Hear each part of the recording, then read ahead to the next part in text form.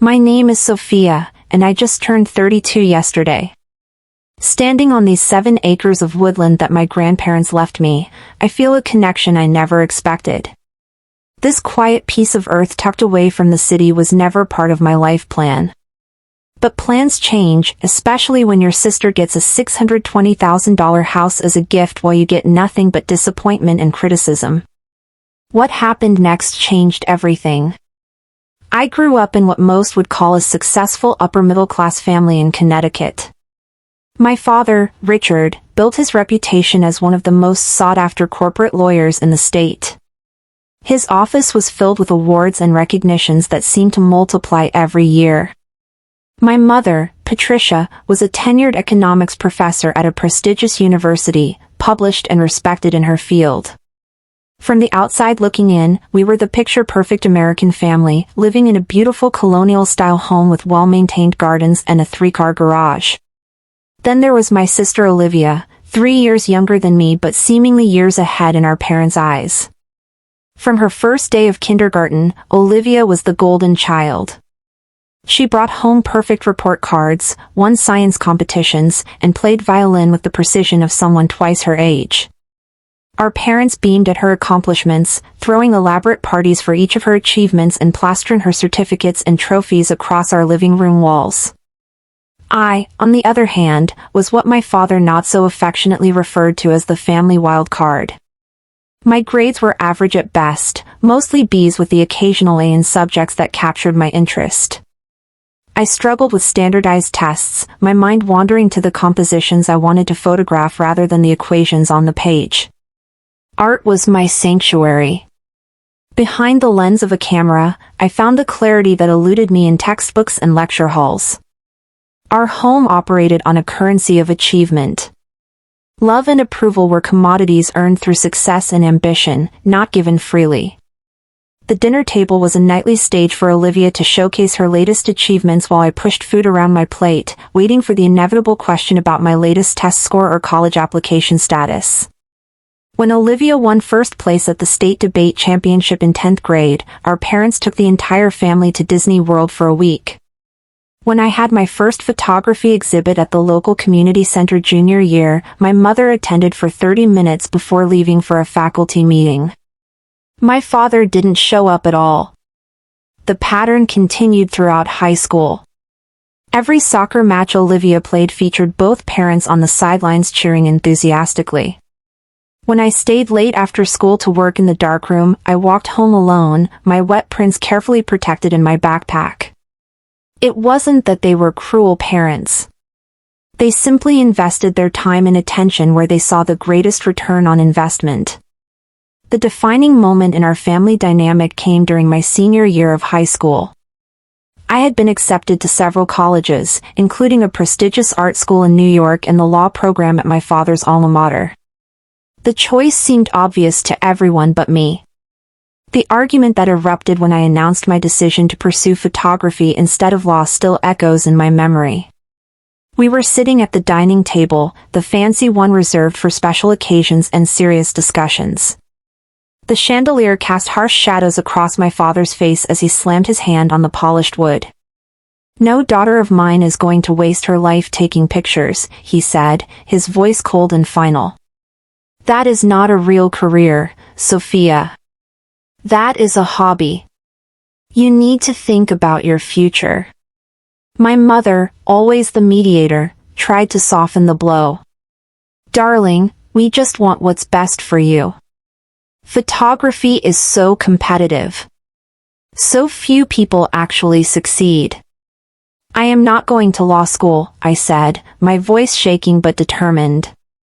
"I am going to study photography. That is my decision." The silence that followed was deafening. Then my father stood up, straightened his tie, and delivered the ultimatum that would change our relationship forever. "If you choose this path, you choose it alone. We will not pay for an art degree. Our money is for real education, not fantasies." I can still remember Olivia's face across the table, a mixture of shock and something else I couldn't quite identify. Pity? Relief that she wasn't the target of his disappointment? Maybe a bit of both. That night, I made the decision that would shape the next decade of my life. I accepted the offer from the art school, knowing I would have to work multiple jobs to afford it. I applied for every scholarship available, took out student loans, and prepared to forge my path alone. True to his word, my father cut off financial support entirely. My mother would occasionally slip me small amounts of money when we met for our infrequent coffee dates, but it was never enough to make a real difference. Meanwhile, Olivia was flourishing at her Ivy League university, her tuition, apartment, and expenses fully covered. Despite the challenges, I graduated with my photography degree 4 years later. No one from my family attended the ceremony. I had an empty chair section while my classmates were surrounded by proud parents and siblings holding flowers and balloons. That day, I promised myself I would build a life that made me proud, even if it never impressed my parents. With my degree in hand and a portfolio of work I was proud of, I rented a tiny studio apartment in Brooklyn and began the uphill battle of establishing myself as a professional photographer. No safety net, no family connections to leverage, just raw determination and a well-worn camera. My first years in Brooklyn were a lesson in persistence. My apartment was barely 500 square feet with a kitchenette so small I could touch both walls without stretching my arms. The bathroom had a perpetual leak that created musical drips at 3 in the morning. But it was mine, paid for with my own hard-earned money, and that made it beautiful to me. I built my career from the ground up, starting with whatever photography jobs I could find. Wedding gigs for friends of friends who couldn't afford professional rates. Product photography for small businesses. Headshots for aspiring actors who were just as broke as I was. I worked as a barista 5 mornings a week to pay rent, spent my afternoons editing photos, and devoted my evenings and weekends to building my portfolio and client base. My routine was exhausting but purposeful. I learned to live frugally, cooking simple meals at home, shopping at thrift stores for clothes and furniture. Every spare dollar went toward camera equipment or my student loan payments. I created a website showcasing my best work and spent hours networking at gallery openings and industry events, handing out business cards I'd designed and printed at the local copy shop. Holidays were the hardest. I would take the train back to Connecticut carrying carefully wrapped but modest gifts, only to spend the weekend feeling like an outsider in my childhood home. Conversations revolved around Olivia's achievements or my parents' social circle. When I shared news about a small exhibition where my work was featured or a new client I'd landed, the responses were polite but disinterested. "That sounds nice, dear," my mother would say before turning the conversation to Olivia's latest accomplishment. My father was less subtle. During one Thanksgiving dinner, after I mentioned booking my first major commercial shoot, he looked up from his plate with a dismissive glance. "It is good you are finding work, Sophia, but when are you going to get serious about your future? You are nearly 30. Olivia is already on track to make partner at her firm, and she is engaged to that brilliant neurosurgeon. What do you have to show for yourself?" The comparison to Olivia was constant and crushing. Her career at a prestigious law firm was flourishing. She had met Daniel, a neurosurgeon from a well-connected family, at a charity gala. They lived in an upscale apartment in Manhattan, took luxurious vacations, and were planning a lavish wedding. Her life followed the exact blueprint my parents had envisioned. Still, I persisted in maintaining a relationship with my family, monthly phone calls with my mother, occasional emails updating them on my life, attendance at family gatherings where I weathered the subtle digs and disappointed looks. I held on to the hope that eventually they would see that I was building something meaningful, even if it didn't fit their definition of success. Then came the call that changed everything. My grandmother, my mother's mother, had passed away unexpectedly. My grandfather had died just 6 months earlier, and the double loss left our family reeling. Despite our differences, I had always been close to my grandparents. They were the only ones who showed genuine interest in my photography, proudly displaying my work in their home and introducing me as our talented artist to their friends. When I was struggling most with my parents' rejection, my grandmother would remind me, true happiness comes from following your own path, not someone else's expectations. My grandfather would add with a wink, some people just need more time to see what's right in front of them. They lived modestly but comfortably on a beautiful piece of land about 2 hours outside the city, 7 acres of mixed woodland and open space with a cozy farmhouse they had renovated themselves over the decades. It was my childhood sanctuary, a place where I could breathe freely and be accepted completely. The reading of their will took place 2 weeks after my grandmother's funeral. The family gathered in my grandparents' lawyer's office, a somber affair made tense by unspoken expectations. I sat quietly in the corner, still processing my grief, when the lawyer cleared his throat and began to read. To our beloved granddaughter Sophia, we leave our 7-acre property and farmhouse, knowing she will appreciate its beauty and find peace there, as we did. The room fell silent. My father's face flushed red. My mother's lips pressed into a thin line. Olivia looked genuinely shocked. I sat frozen, unable to process what I had just heard. The lawyer continued, explaining that the rest of my grandparents' modest savings and possessions would be divided equally among all the grandchildren. After the meeting, my father cornered me in the hallway, his voice low but intense. "You need to sell that property. It is not practical for you to keep it. We can split the proceeds among the family." I was still in shock. "I need time to think," was all I could manage to say. "There is nothing to think about," he insisted. "You live in Brooklyn. You cannot maintain a property that far away. Be reasonable for once in your life." I left with the property deed and a head spinning with possibilities. I had no idea what I would do with the land, but something deep inside told me that selling it would be a betrayal of my grandparents' trust in me. The first time I visited the property after it became mine, I felt overwhelmed by both emotion and responsibility.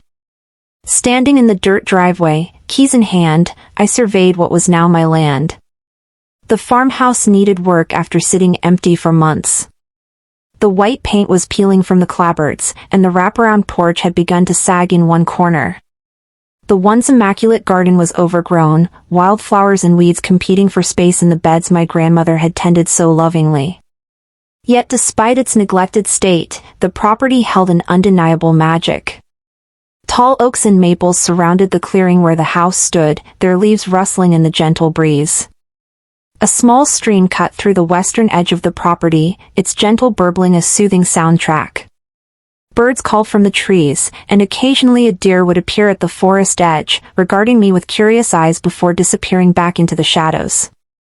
The land was situated in what had once been a rural area but was slowly being encroached upon by development.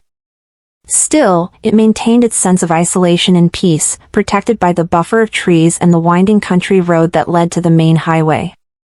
The nearest neighbor was a quarter-mile away, a small organic farm run by a middle-aged man named Warren, whom I remembered vaguely from childhood visits. I spent that first day just walking the property, reacquainting myself with its contours and secrets, the treehouse my grandfather had built that was now weathered but still standing, the fire pit where we had roasted marshmallows on summer evenings, the small apple orchard with trees bent and gnarled but still producing fruit. With each step, memories flooded back along with a growing certainty that this place was meant to be part of my future. My practical side knew my father was partially right. Maintaining the property while living in Brooklyn would be challenging. The house needed repairs I couldn't afford. The land required regular attention to prevent it from becoming completely wild. Property taxes would be due regardless of whether I lived there or not. Selling would be the sensible choice. But when had I ever taken the sensible choice? I returned to Brooklyn with soil still under my fingernails and a head full of half-formed ideas. I was surprised to receive a call from my father the next day, asking me to attend a family meeting at my parents' house that weekend. His tone made it clear this was not a request but a summons. When I arrived that Saturday, the tension in the house was palpable. My parents sat stiffly in the living room, Olivia and Daniel beside them, forming a united front. I took a seat on the ottoman, already feeling outnumbered. My father wasted no time getting to the point. We have been discussing the property situation, and we all agree that the best course of action is to sell. The real estate market in that area is growing, and we could get a good price that would benefit everyone. By everyone, you mean you? I said, unable to keep the edge from my voice. Sophia, be reasonable, my mother interjected. What are you going to do with 7 acres? You can barely keep that tiny apartment of yours in order. Olivia leaned forward, her expression a practiced mask of concern. We are just thinking of what is practical. You are always struggling financially. This could give you a cushion. And what would my share be exactly? I asked, already suspecting the answer. My father cleared his throat. Well, given that your grandparents already gave you the property itself, which is the bulk of their estate, it would be fair if the proceeds were divided among the rest of us. The injustice of it struck me like a physical blow. So I get nothing. I sell my inheritance and hand over the money to all of you. You need to think about what is best for the family, my father said, his lawyer voice emerging. This is about being practical. No, this is about control, I replied, a lifetime of frustration bubbling to the surface.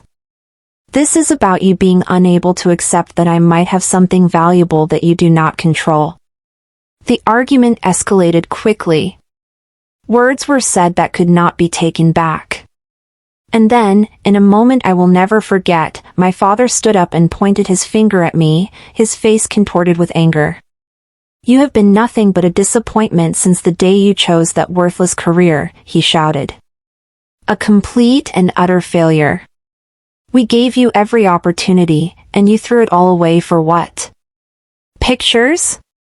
While your sister has made something of herself, built a real career, started a real life.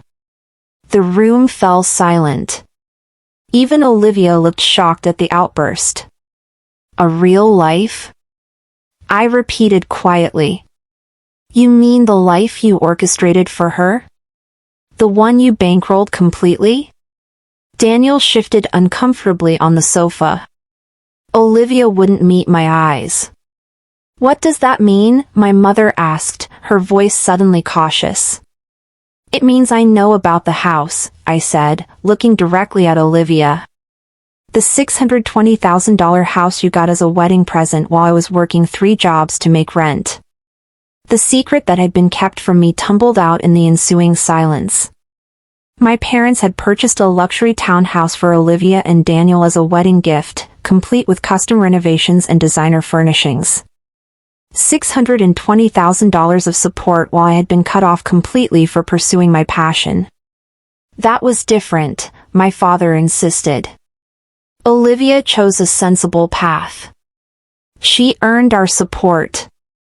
She earned your love, I corrected him. I never did. I stood up, suddenly feeling calmer than I had in years. I am not selling the property. Not now, not ever. It is the one thing in my life that came without conditions, without judgment. I am keeping it. You are making a mistake, my father warned. No, I said, heading for the door. For the first time in a long time, I am absolutely certain I am not. I left without looking back, ignoring my mother's calls to return and discuss things rationally. In my car, I let out a breath I felt like I had been holding for years. Then I did something I had never done before. I drove straight to the property, arriving as the sun was setting over the trees. I parked in the overgrown driveway, walked to the porch, and sat on the steps. Okay, I whispered to the darkening sky. Now what? 2 years passed in what felt like both an instant and an eternity. The day after that fateful family meeting, I made a decision that shocked even myself. I gave notice on my Brooklyn apartment, put most of my possessions in storage, and moved temporarily into the farmhouse with just the bare essentials and my camera equipment. The first few months were the hardest. The house needed significant repairs that I couldn't afford all at once. I slept in the small guest bedroom, the only room without water damage or drafty windows. I showered with a garden hose rigged to an outdoor spigot until I could afford to fix the plumbing. I learned to patch roof leaks, replace rotted wood, and repair crumbling plaster through YouTube tutorials and trial and error. My career underwent a transformation as dramatic as my living situation. Unable to continue my urban photography business, I pivoted to what was literally in my backyard.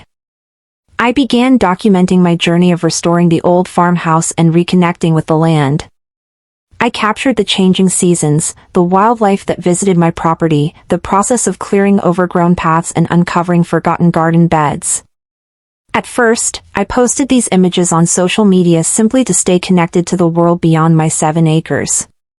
To my surprise, people responded with enthusiasm.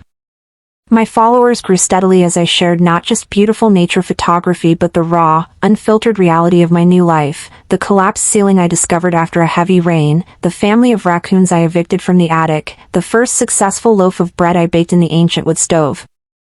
6 months in, a popular lifestyle blog featured my story and photography. Overnight, my audience tripled. A sustainable living magazine commissioned a photo essay about my experience. A small but steady income from my online presence supplemented the freelance photography jobs I took in nearby towns. With careful budgeting and growing recognition, I began to transform the property according to my vision. I converted the barn into a photography studio where I could work regardless of weather conditions. I planted a vegetable garden using heirloom seeds my grandmother had saved. I restored the apple orchard, learning to prune and care for the aging trees from a local farmer. That local farmer was Warren, my nearest neighbor. He appeared at my door one spring morning with a basket of fresh eggs and an offer to help with the sagging porch. In his 50s with weathered hands and kind eyes, Warren became an unexpected friend and mentor. He taught me practical skills my education had never covered: how to split firewood properly, which wild plants were edible, how to repair an engine, when to plant and when to harvest. In return, I helped him establish an online presence for his small organic farm, photographing his produce and creating a website that attracted new customers from surrounding towns. Our friendship evolved naturally, two solitary people finding unexpected connection through shared work and mutual respect. My social media followers, inspired by the tiny house movement, turned into a modest but lucrative business opportunity. I began hosting weekend photography retreats, teaching small groups of enthusiasts how to capture the beauty of nature. The old farmhouse, now partially renovated with Warren's help and skills I never knew I possessed, became a rustic guest house. I built 2 tiny cabins deeper in the woods for additional accommodation, each designed to blend with the natural environment while providing simple comfort. The irony was not lost on me. The career my parents had dismissed as impractical was now supporting me completely. The property they had insisted I couldn't maintain had become both my home and livelihood. I had created something uniquely mine, on my own terms. My relationship with my family remained distant but no longer dominated my thoughts. I sent Christmas cards and birthday messages. I responded politely but briefly to my mother's occasional texts checking in on me. I declined invitations to family gatherings with simple excuses about work commitments. The constant ache of their disapproval had faded to a dull twinge that surfaced only occasionally. I found peace in my new routine: mornings spent tending to the land, days filled with creative work in my studio or hosting workshops, evenings on the rebuilt porch with a cup of tea watching fireflies emerge as the sun set. I made friends in the small community, people who knew me only as Sophia the photographer, not as Sophia the disappointment.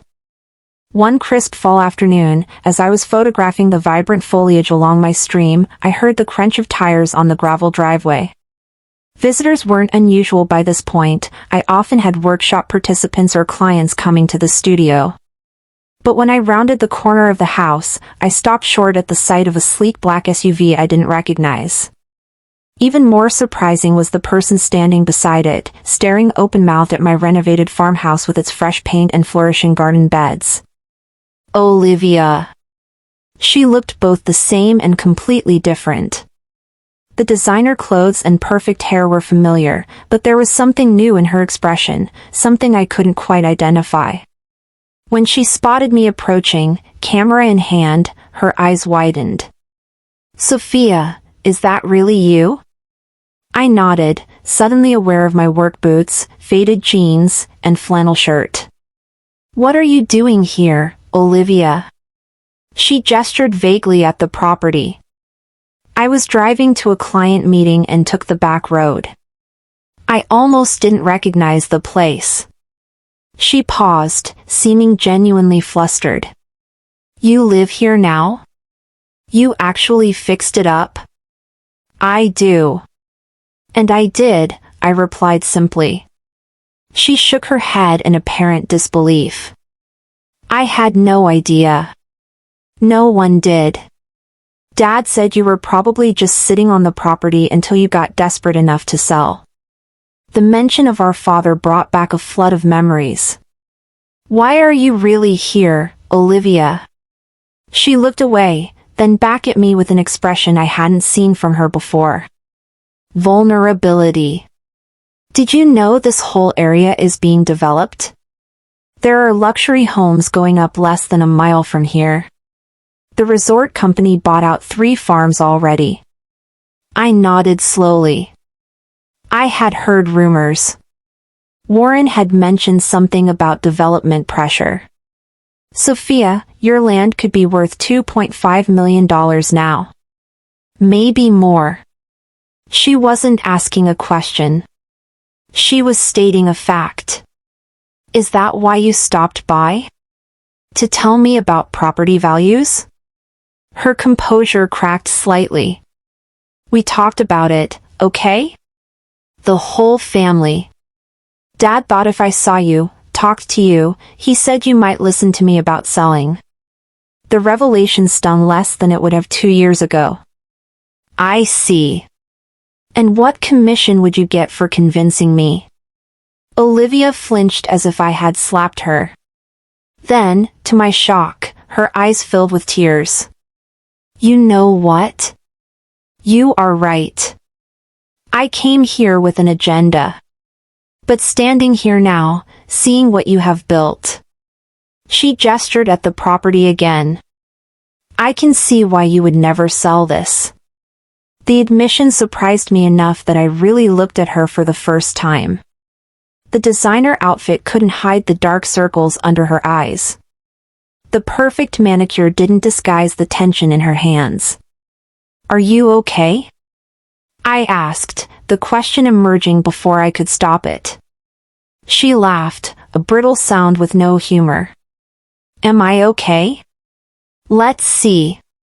My marriage is falling apart because Daniel works 100-hour weeks, and when he is home, we have nothing in common except debt. My job is killing me slowly. The house, that ridiculous house Mom and Dad bought us, has a leaking roof that will cost $30,000 to fix. But I can never admit any of this because I am the successful one, right?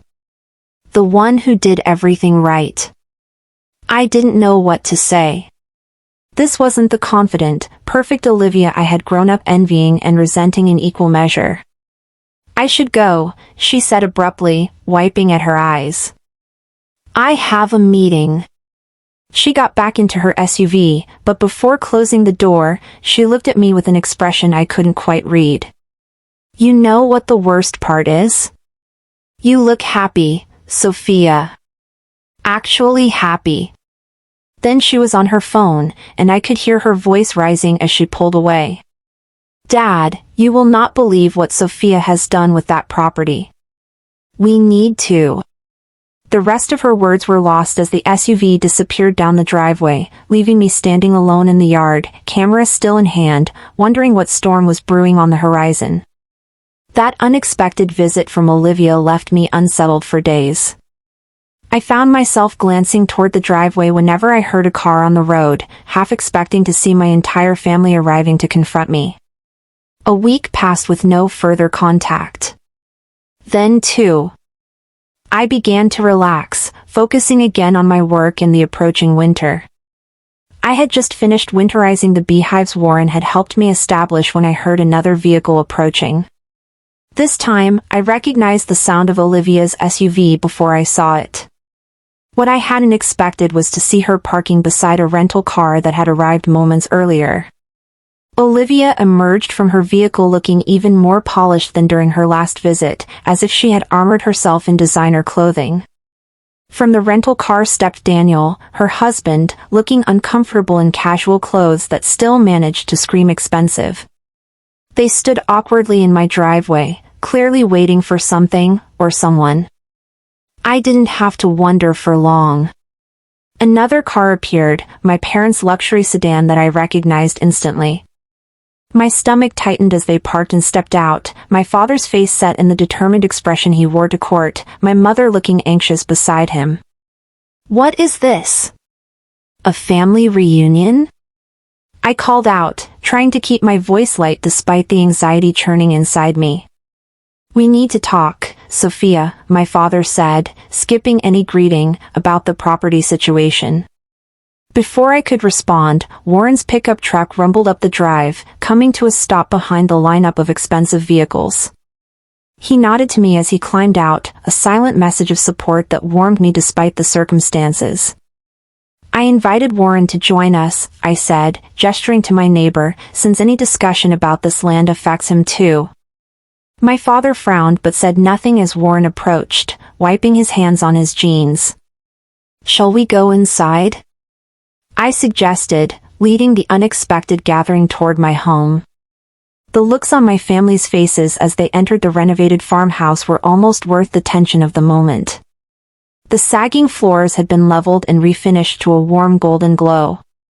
The crumbling plaster walls had been replaced with sustainable materials and soft earth tones. The kitchen, once outdated and dysfunctional, now featured reclaimed wood countertops and energy-efficient appliances that blended harmoniously with the vintage charm of the original space. "You did all this yourself?" my mother asked, unable to keep the surprise from her voice as she ran her hand along a particularly beautiful stretch of countertop that Warren had crafted from a fallen oak on my property. "With help," I acknowledged, nodding toward Warren. We settled in the living room, my parents and Olivia with Daniel on the sofa I had reupholstered myself, Warren and I in chairs opposite them. Through the large windows, the autumn forest created a backdrop of gold and crimson. "This is quite rustic," my father said, clearly struggling to find something negative to say about the space. "Thank you," I replied simply. "Now, what is this about?" My father cleared his throat, falling into his lawyer persona. "As Olivia may have mentioned, this area is being rapidly developed. The Ridgeline Resort Group has purchased several surrounding properties and is planning a major luxury development, golf courses, spas, high-end homes, the works." I nodded. "I am aware. 3 of my neighbors have sold already. They are offering extraordinary prices," he continued. "Well above market value.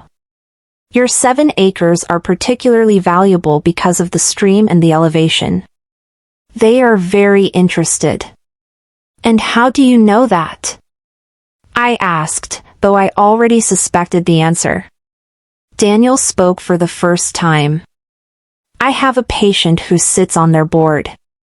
When he heard about our connection to property in the area, he asked if we might facilitate an introduction." "I see." I looked at each of them in turn. "And you all came here today to convince me to sell?" "To discuss the possibility," my mother corrected gently. "This could be a wonderful opportunity for all of us."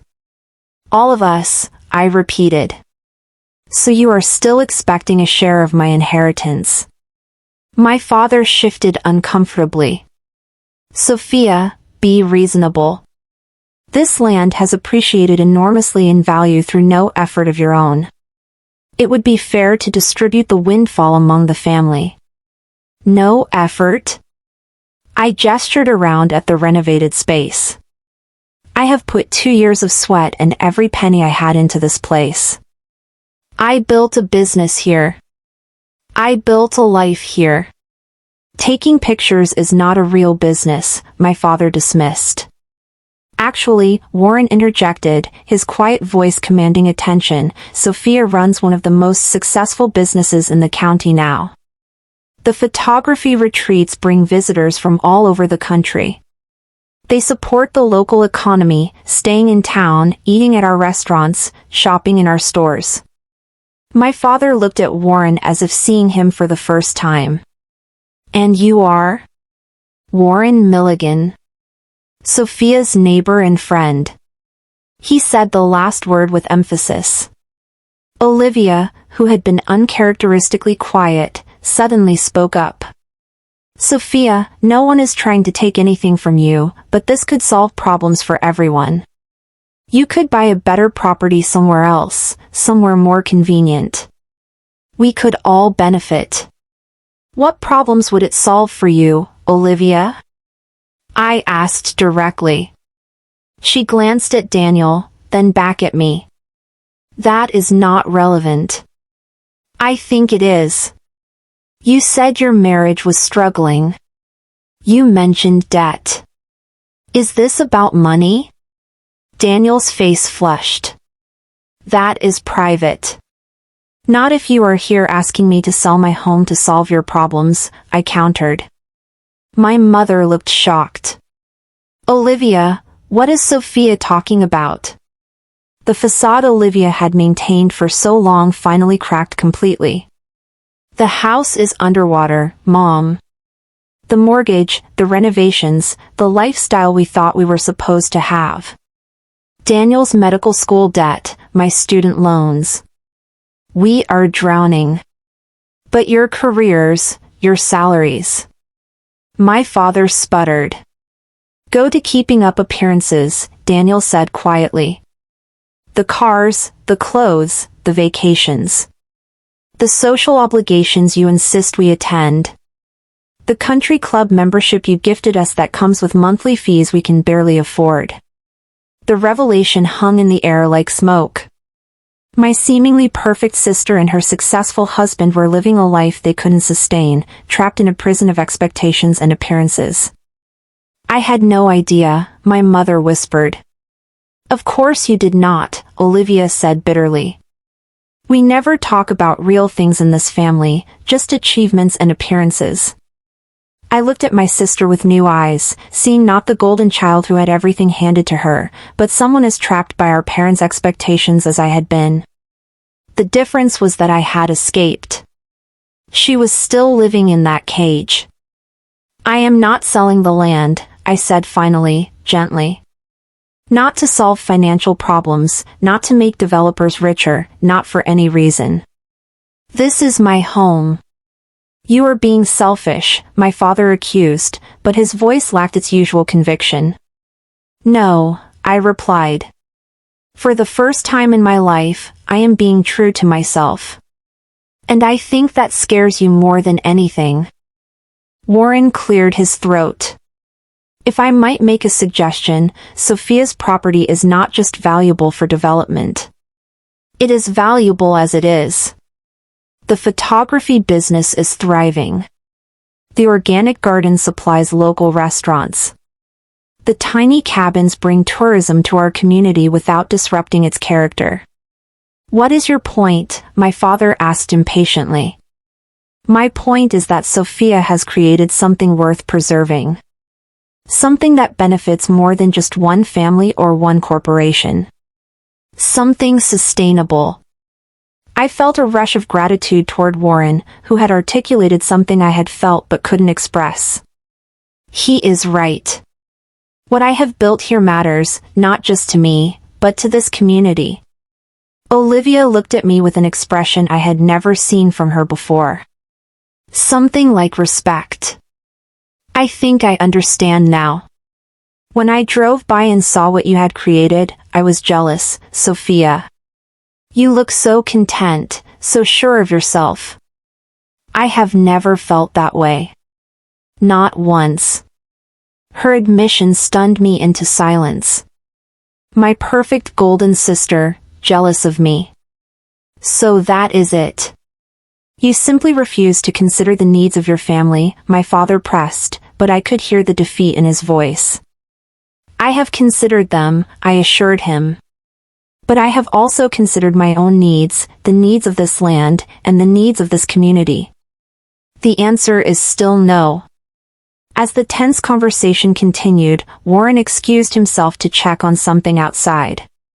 When he returned a few minutes later, he had a basket filled with fresh eggs, late-season vegetables, and a jar of honey from my hives. Maybe you folks would like to take these back with you, he offered to my parents. Everything grown right here on Sophia's property. Some of the best produce in the county. The simple gesture somehow broke the tension. My mother accepted the basket with genuine thanks. My father stood, straightening his jacket in a gesture I had seen 1,000 times. We should go, he said stiffly. We have a long drive back.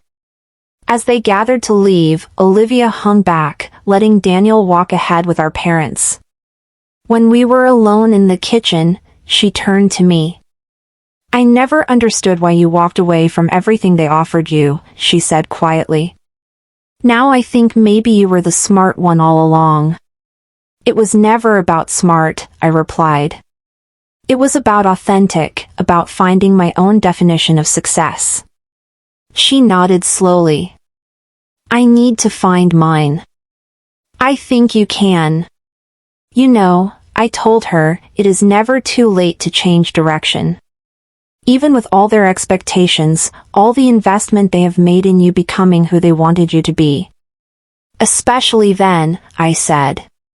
Take it from someone who disappointed them thoroughly. The world does not end. You just begin again. She hugged me then, an awkward but genuine embrace that felt like the first real connection we had shared in decades. I will call you, she promised. I watched from the porch as they all drove away, Warren standing silently beside me. When the last car disappeared down the drive, he turned to me with a small smile. Quite a family you have there. They are, I agreed. For better or worse. You stood your ground, he observed. Not many would have with that much pressure. I looked out over my land, at the life I had built from nothing but determination and faith in myself. Some things are worth fighting for. Life settled back into its rhythm after the confrontation with my family. Autumn deepened into winter, covering my 7 acres with a pristine blanket of snow. I continued hosting smaller, more intimate photography workshops focused on winter landscapes. The cozy farmhouse with its wood stove and thick quilts became a welcoming haven for guests seeking respite from their busy lives. Warren and I spent the cold months planning improvements for spring.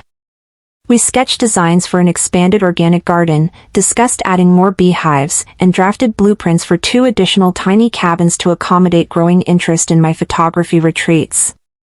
Our friendship had evolved into something deeper, a partnership built on mutual respect and shared values. As the snow began to melt, revealing the first green shoots of early spring, Olivia called. Our conversation was awkward at first, months of silence creating a barrier that took time to dismantle.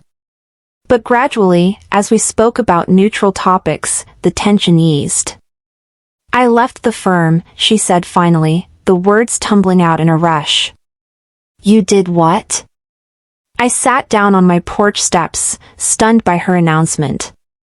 I quit my job. Left the partnership track. Daniel and I are selling the house too. Olivia, that is huge. Are you okay? She laughed, a genuine sound I had rarely heard from her. I think I am. For the first time in forever, I feel like I can breathe. Daniel is cutting back his hours too. We are renting a small apartment while we figure things out. What did Mom and Dad say? Dad did not speak to me for 2 weeks, she admitted. Mom cycles between concern and disappointment. But you know what? I am sleeping through the night for the first time in years. We talked for over an hour, really talked, perhaps for the first time as adults, about expectations and appearances, about finding happiness versus achieving success, about the courage it takes to disappoint the people who raised you. I have been thinking about what you said, Olivia told me before we hung up, about finding my own definition of success. I am looking into environmental law, using my degree for conservation work instead of corporate profits. That sounds perfect for you, I said, meaning it. I would like to come visit again sometime, she added hesitantly. Just me. To see your place properly, maybe learn a bit about what you do. I would like that, I replied, surprised to discover how much I meant it. True to her word, Olivia visited a month later. She arrived wearing jeans and hiking boots, her hair pulled back in a simple ponytail, looking younger and more relaxed than I had seen her in years. We spent the weekend exploring the property, talking about our childhoods and the different paths our lives had taken. She asked thoughtful questions about my photography business, genuinely interested in understanding what I had built. On Sunday afternoon, as we sat on the porch drinking tea, she broached the subject we had been avoiding. Mom and Dad want to visit, she said, watching my reaction carefully. They asked me to ask you if that would be okay. I set my mug down slowly, processing the request. Why now? Olivia shrugged. I think seeing me make such a big change shocked them. Dad keeps talking about legacy and family connections. I think he is finally realizing he might lose both his daughters if he does not bend a little. And the property? The pressure to sell? I think that ship has sailed, she said. The developers moved their focus to another area after you refused. Besides, I may have mentioned to Dad that what you have created here is worth more than any development check. The visit was scheduled for the following month. I spent weeks preparing, not to impress them, but to show them honestly what I had built. Warren helped me finish the new studio space in the renovated barn. I printed my best photographs and arranged them in a gallery wall. I harvested early vegetables from the garden and collected fresh eggs from the chickens I now raised. When the day arrived, I stood in the driveway watching their car approach with a strange mixture of anticipation and dread. Warren had offered to make himself scarce, but I had asked him to stay. His steady presence beside me was a reminder of the life and community I had created independent of my family's approval. My parents emerged from their car looking slightly disoriented, as if they had accidentally arrived at the wrong address. My father wore casual clothes that still managed to look stiff and formal. My mother carried a houseplant as a gift, clutching it like a shield. Sophia, she said, stepping forward to kiss my cheek. The place looks different than I remember. It has changed a lot, I agreed. Come in. I will show you around. The tour was awkward at first, my parents clearly struggling to reconcile the successful business and beautiful home with their perception of my failed career choice. My mother asked polite questions about the renovations. My father remained mostly silent, his expression unreadable as he took in the evidence of my thriving independent life. The dynamic shifted when we reached the barn studio. The large open space was filled with natural light from skylights I had installed myself. My photographs covered the walls, a visual journey through seasons and landscapes. A long farmhouse table occupied the center of the room, set up for the workshops I regularly hosted. These are all your work? My mother asked, moving closer to examine a series of sunrise images captured from my property. They are, I confirmed. They are quite beautiful, she admitted, something like surprise in her voice. My father stood before a large framed photograph of the farmhouse in winter, snow blanketing the roof, smoke curling from the chimney, golden light spilling from the windows. It was my favorite image, capturing not just the physical structure but the feeling of home it represented. This is remarkable, he said quietly, almost to himself. The quality of light, it tells a story. That is what I try to do, I explained, caught off guard by his comment. Tell stories through images. Capture moments and feelings, not just scenes. He nodded, still studying the photograph. I think I understand now. We moved to the porch for lunch, the table set with food I had grown or made myself. Fresh salad from the garden, eggs from my chickens, bread I had baked that morning, honey from my hives, wine from a local vineyard where I had photographed the harvest. As we ate, the conversation gradually became less strained. My mother asked about my business model, her academic mind engaging with the practical aspects of what I had built. My father, to my surprise, asked thoughtful questions about my photography techniques and creative process. Warren shared stories about the local community, the farmers market we both participated in, the conservation efforts to protect the watershed that ran through our properties. He spoke about my contributions to the area, the tourism my workshops brought, the articles and features that had put our small town on the map. You have created something substantial here, my father finally acknowledged, setting down his glass of wine. Something with real value, not just financially, but intrinsically. Coming from him, it was an extraordinary admission. I felt a weight I had carried for years begin to lighten. Why did you never come to my exhibits? I asked suddenly, the question emerging before I could stop it. Even in high school, when it would have been easy. My parents exchanged uncomfortable glances. It was my mother who answered. We were afraid, she said simply. Afraid you were making a mistake we could not fix. Afraid you would struggle and suffer. Afraid we had failed as parents if you did not follow the path we thought was safe. So instead of supporting my choice, you punished me for making it, I said, the old hurt surfacing despite my best efforts. We thought we were protecting you, my father said. We were wrong. The simple admission hung in the air between us. Not quite an apology, but an acknowledgement that carried its own weight. And Olivia? I asked. The house, the financial support. My father looked genuinely remorseful. We thought we were doing the right thing, setting her up for success. But look how that turned out. She was miserable in that perfect life we helped create. We made many mistakes, my mother added softly, with both of you. In different ways. As the afternoon light began to fade, casting long shadows across the yard, my father stood and walked to the edge of the porch, looking out over the land. I would not have chosen this for you, he said finally. This place, this life. I would have pushed you towards something I understood, something with a clear path. And I would have been wrong. He turned to face me. You found your own way. Created your own success. I am proud of that, even if I do not entirely understand it. From my father, those words were the equivalent of a standing ovation. I felt tears prick at the corners of my eyes. Thank you, I said simply. As they prepared to leave, my mother hugged me tightly. We would like to visit again, she said. If that would be all right. I would like that, I replied, surprised to find I meant it. My father shook Warren's hand, then mine, holding on a moment longer than necessary.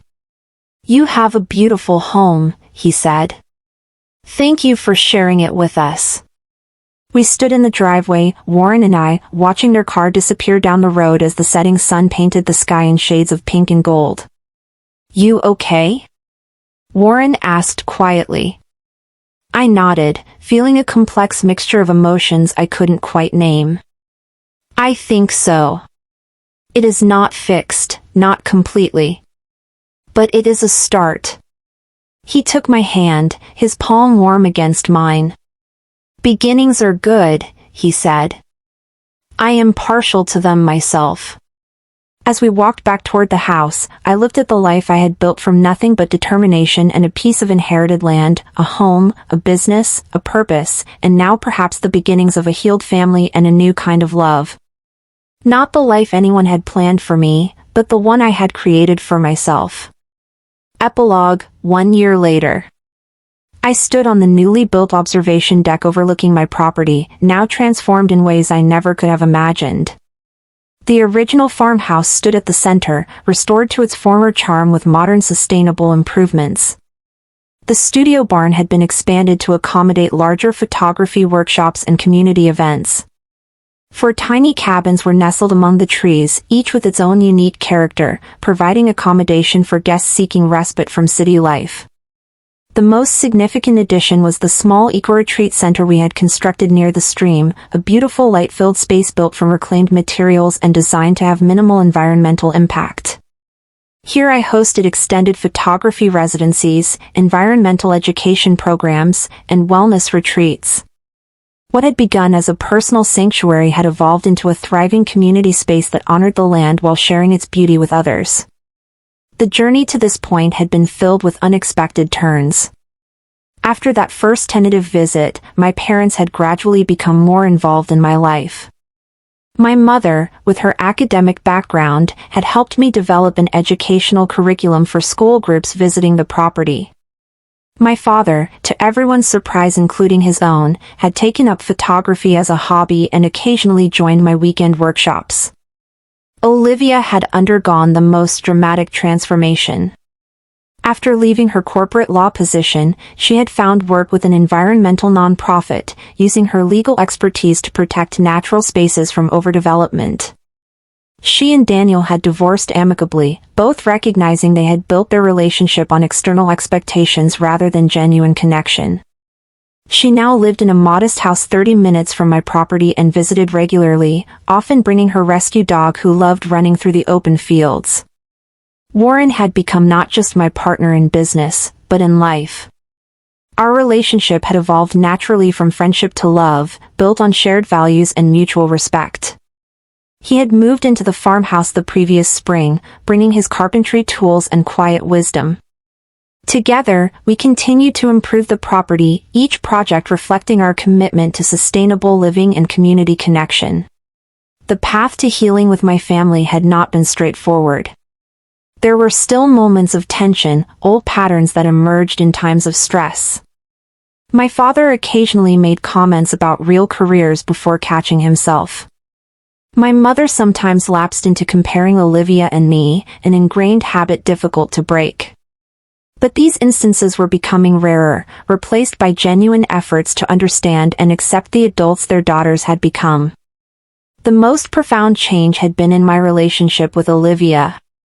The competitive dynamic that had defined our childhood had transformed into a supportive bond. We had spent hours talking through our shared past, acknowledging the ways our parents' expectations had shaped and sometimes damaged us both. The golden child and the disappointment, each carrying our own burdens, had finally found common ground as sisters and friends. "Are you ready for the group?" Warren asked, joining me on the deck. 20 photographers would be arriving that afternoon for a week-long autumn landscape workshop, our most popular offering. "Almost," I replied, leaning into his solid presence. "Just taking a moment to appreciate how far we have come." He nodded, understanding as always. "From a run-down farmhouse to this. Pretty incredible." "Not just the property," I clarified. "Everything. My family, my work, finding you." Warren smiled, the corners of his eyes crinkling in the way I had come to love. "Finding ourselves, I think. Separately and together." My parents and Olivia would be joining us for dinner that evening, a monthly tradition we had established. These gatherings were not always perfect, but they were authentic in a way our family interactions had never been before. We talked about real things, disagreed respectfully, and left with the understanding that love did not require agreement or identical paths. The financial aspect of my life had evolved as well. While I had steadfastly refused to sell the property to developers, I had found ways to make it financially sustainable and even profitable. The photography retreats, cabin rentals, and educational programs generated steady income. I had published a book of images documenting the seasonal changes of the land, which had received critical acclaim and opened doors to exhibition opportunities. Most surprisingly, my father had established a family foundation focused on environmental education and land conservation. The initial funding had come from the sale of their oversized house as they downsized to a comfortable condo closer to my property. The foundation's first project had been purchasing the land adjacent to mine when it came on the market, protecting it from development and expanding the natural buffer around my 7 acres. "Your grandparents would be proud," my mother had said when the foundation was announced. They always believed in preserving beautiful places. I thought of them often as I walked the land, imagining their joy at seeing how their modest inheritance had blossomed into something that benefited not just me but an entire community. Their gift had come without conditions or expectations, a rare form of love in my experience. The afternoon sun cast golden light across the property as I prepared to welcome the workshop participants. From the deck, I could see the entirety of what we had built, the vegetable gardens bursting with fall harvest, the apple orchard heavy with fruit, the beehives Warren had expanded to produce honey we sold at local markets, the wildflower meadow we had restored to support native pollinators. But the physical transformations paled in comparison to the inner journey. I had learned to define success on my own terms, to build a life aligned with my values rather than external expectations. I had discovered that standing firm in your truth, even when it disappoints others, is not selfish but necessary for authentic living. Most importantly, I had found that families, like photographs, can be recomposed, creating something new and beautiful from what already exists. As I watched the first cars begin to arrive, I felt a deep sense of contentment. Not because everything was perfect, but because I had created a life that reflected who I truly was, not who anyone else thought I should be. The land my grandparents left me had become more than property, more than an inheritance. It had become the canvas on which I painted my authentic life, stroke by stroke, choice by choice. "Ready to share your wisdom with the world?" Warren asked, gesturing toward the approaching guests. I smiled, feeling the warmth of gratitude spread through me. "Ready as I will ever be." That evening, after the workshop participants had settled into their cabins and my family had returned home following dinner, Warren and I sat on the porch swing, watching fireflies dance across the yard. The same porch where years earlier I had sat alone, wondering what would become of this inherited land and my uncharted future. "You know what I think the real inheritance was?" I said softly. "Not the land itself, but the belief that I deserved a life that made me happy. That I was allowed to choose my own path." Warren nodded, his arm warm around my shoulders. "The best legacies are not things, but permissions. Permission to be yourself. Permission to build something meaningful." As darkness settled around us, I thought about the journey that had brought me here, from the disappointed daughter to confident creator, from isolated artist to community builder, from a person seeking approval to one offering inspiration. The road had not been easy or straight. But every difficult turn had led me exactly where I needed to be. "What are you thinking about?" Warren asked, noticing my contemplative silence. "That true success is not measured in property or possessions," I replied, finding the words for the lesson I had lived. "It is measured in authenticity. In the courage to build a life true to yourself, even when others do not understand. In creating space where others feel free to do the same." In the distance, an owl called softly from the forest edge, a familiar evening sound that never failed to remind me how fortunate I was to call this place home. Not just the physical location, but the life I had created here, the community I had built, the peace I had found. "I would not change any of it," I whispered. "Not even the hardest parts." Because in the end, what had seemed like rejection had become the doorway to acceptance. What had felt like failure had transformed into the most meaningful success. And what had been given as consolation had become my greatest blessing. Some things, I realized, are worth every struggle to protect. Some legacies are worth honoring. And some paths, no matter how unconventional, lead exactly where they were always meant to go. Author's note. Have you ever had to choose between family expectations and your own authentic path? I would love to hear your stories in the comments below. Remember, your unique journey has value even when others might not see it yet. If this story resonated with you, please like, subscribe, and share it with someone who might need to hear that choosing their own path is not just okay, but sometimes the most courageous thing they can do. Thank you for joining me on this journey, and may you find the courage to build a life that feels true to you, regardless of what anyone else believes you should be doing.